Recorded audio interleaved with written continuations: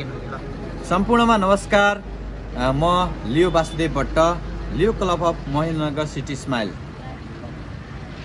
Leo club of 325 N नेपालको तेस्रो जिल्ला अधिवेशन र परिषद बैठकमा सम्पूर्ण पाल्नु हुने अग्रज लायन्स लियोका सम्पूर्ण मित्रहरूलाई कञ्चनपुरको महेन्द्रनगरमा हार्दिक स्वागत र हार्दिक निमन्त्रणा गर्न चाहन्छु।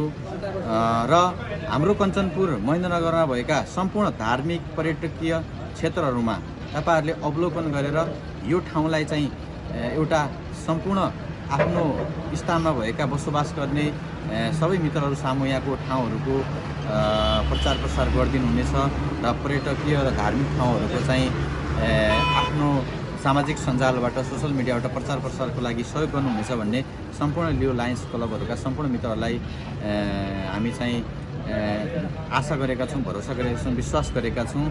र जो हाम्रो चाहिँ पहिलो पटक लियो क्लब अफ 325 एन नेपालको तेस्रो जिल्ला अधिवेशन पहिलो पटक महेन्द्रनगरमा हुँदैछ र परिषद बैठक पनि हुनेछ यहीँ।